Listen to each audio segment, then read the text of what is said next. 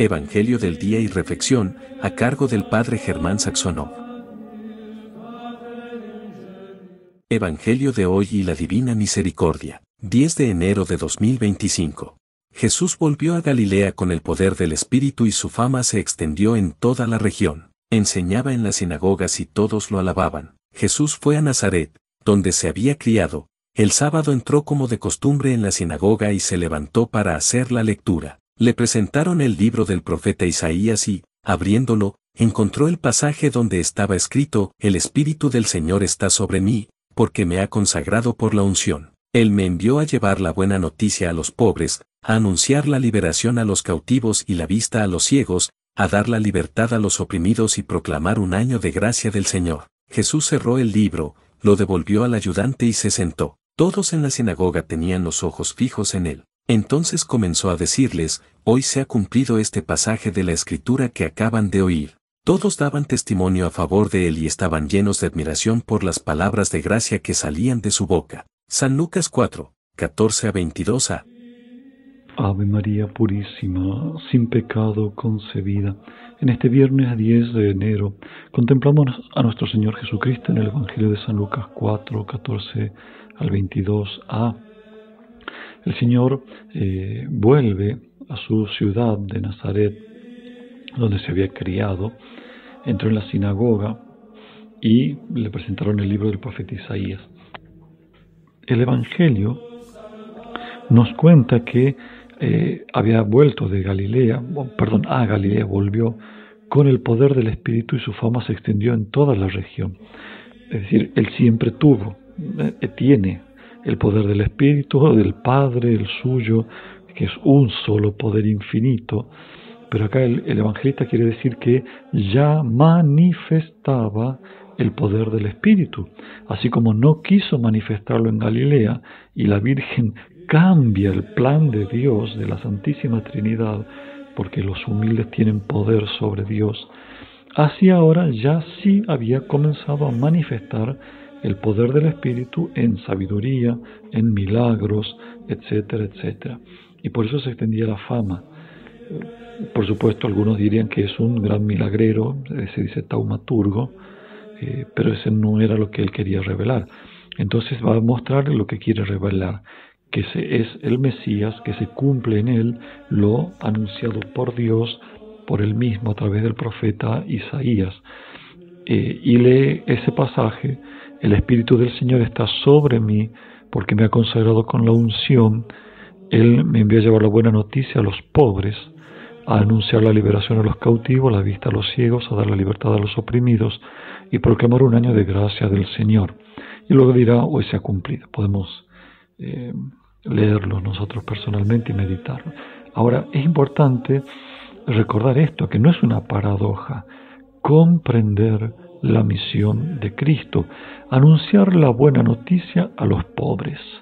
Él no está hablando de pobres contra ricos, sino los pobres de espíritu. Es decir, se le va a anunciar a aquellos que ven en el Evangelio una riqueza y no un problema de tener que cumplir con misa los domingos y ciertas oraciones. Esos son gente rica. Ellos tienen saciados sus egos, sus espíritus con una vida natural, con el bienestar. El Evangelio, la vida cristiana espiritual sobrenatural es un problema. Son ricos. Entonces los pobres de espíritu son los que anhelan, los que esperan la buena noticia, los que esperan a Dios. Seamos de esos pobres. Jamás nos demos por saciados, como que ya conocemos el Evangelio, la vida espiritual, ya no tiene nada que decirme, porque verdaderamente va a dejar de decirme el Espíritu Santo a mi soberbia, a mi autosuficiencia. Entonces cada una de estas cosas significa algo totalmente sobrenatural. A anunciar la liberación a los cautivos. El Señor no ha dicho, y el Evangelio tampoco, que ha venido a sacar presos de la cárcel. No ha dicho nunca eso. A anunciar la liberación a los cautivos es los cautivos del pecado, en que ya les anuncia, no se las quita porque tienen que aceptar, y va a venir después de su pasión. Si bien él ya adelanta con los méritos de su entrega total, él perdona muchas almas, como aquel que le dice: tus pecados te son perdonados. Pero va a anunciar a todos, a toda la humanidad, cautiva del poder del demonio la liberación que Él trae, la verdadera liberación del pecado, de la muerte, de los pecados veniales, de los defectos, etc.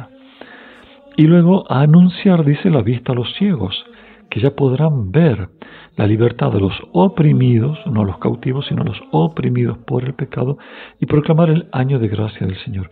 Un año que pueden ser 2000 años, 4000 años, 5000 años cronológicos, pero es el año de gracia, es decir, ha empezado la era de la gracia, de la verdad, llena de gracia y verdad, decía el Evangelio hace unos días, la era de la gracia, ya no de la ley, sino la gracia elevada, purificada, santificada, la ley purificada, elevada, santificada, porque ahora prevalece la gracia que nos pone ya en comunión con la Santísima Trinidad.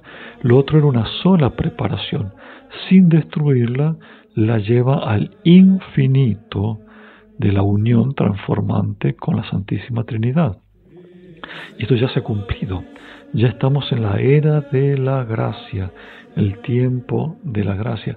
Por eso cada una de estas profecías de Isaías nos hablan de una virtud, nos hablan de las virtudes, de los dones sobrenaturales que Cristo vino a traer. No vino, aunque lo ha hecho un par de veces, 2 veces, multiplicó el pan, Él no vino a dar de comer, no vino a curar, vino, dice San Pablo, a destruir la obra, destruir la obra del demonio, creo que la carta a los Hebreos. Entonces, Él viene a destruir la obra del demonio, a quitar el pecado del mundo, a salvarnos y darnos vida eterna. Todo lo demás son herramientas, medios, milagros, grandes milagros, para suscitar la fe, la gratitud y comparar la obra de Dios y la del demonio, y que adhiramos al amor infinito de Dios y no a las trampas del demonio. Por eso, Santa Faustina entiende este año de gracia, entiende esta lucha permanente, y nosotros tenemos que preocuparnos de eso, de una permanente liberación que quiere obrar Cristo, librarme de la ceguera, de los pecados, de los apegos, de los egoísmos, liberarme de mi ego, del peso del mundo, del demonio, etc. Esa es la lucha de las virtudes. Así va reinando Cristo en nosotros, pero como hemos repetido hace pocos días, en la gracia y en la verdad.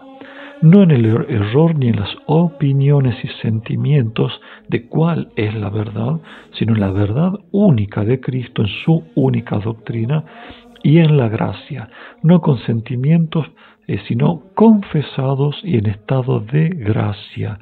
Porque aquel que vive en pecado, dice, el que peca no ama a Dios, dice San Juan. Y en esto vemos el amor de Dios en que cumplimos sus mandamientos.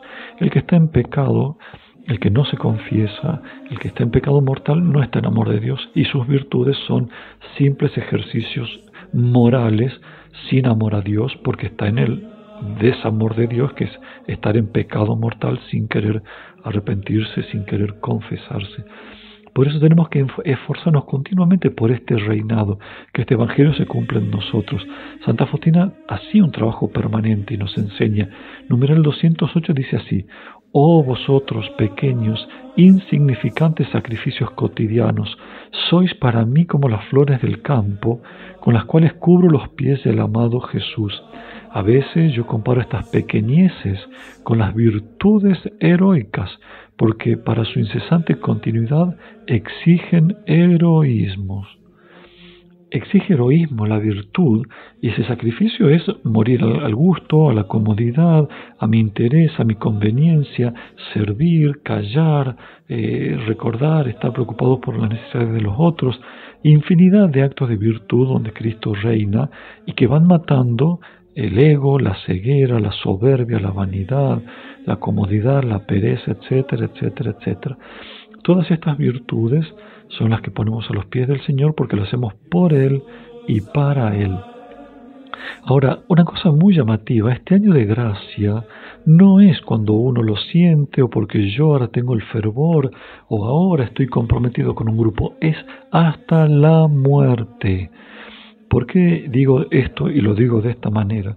Porque hay muchas personas, católicos, estoy hablando de católicos, que creen que porque ya han formado su familia, educado a los hijos, o porque se han jubilado, o porque, qué sé yo, cualquier cosa en la etapa de la vida, ya tienen derecho a descansar, como si viene la etapa de vacaciones de la vida espiritual. Tengamos mucho cuidado. El demonio quizás a cierta edad, al alma que ha luchado toda la vida, claro, ya no la ataca con los pecados de la juventud, sea de ira, de lujuria, de avaricia, pero sí la va trabajando, la soberbia, la vanidad, la presunción, y puede llevarla a la desesperación, a la depresión, pero sobre todo como espiritualmente hacia la desesperación. Hay muchísimas tentaciones para las personas mayores que ya han hecho su vida, su familia, están jubiladas, aunque no tengan compromisos apostólicos porque están mayores. La batalla continúa. El gran peligro es que, dejemos nosotros de luchar creyendo que tenemos derecho a estar en una meseta, y los santos dicen que el que no asciende, desciende. Y por otro lado es que ya estamos en la tibieza y el demonio no tienta mucho para que el alma no se asuste, así no se despierta y sigue hundida en la tibieza. Escuchemos entonces este testimonio de la vida de Santa Faustina, si bien no es de ella, pero para que comprendamos cómo nuestra alma sigue siendo valiosísima para el amor de Dios, nos da vocaciones porque nos quiere hacer crecer hasta el último suspiro de nuestra vida, hacernos crecer en santidad, en caridad, para poder premiarnos más y más y más y más en la vida eterna. Dice así numeral 517. Una vez, cuando fui a visitar a una hermana enferma que tenía ya 84 años y se distinguía por muchas virtudes, le pregunté: ¿seguramente ya estará usted, hermana, preparada a presentarse delante del Señor? Me contestó que durante toda la vida venía a prepararse para esta última hora, y añadió que la edad no dispensa de la lucha. A todos vosotros os bendiga Dios Todopoderoso, Padre, Hijo y Espíritu Santo. Amén. Jesús, en vos confío. María, Madre de la Misericordia, ruega por nosotros. San José, ruega por nosotros.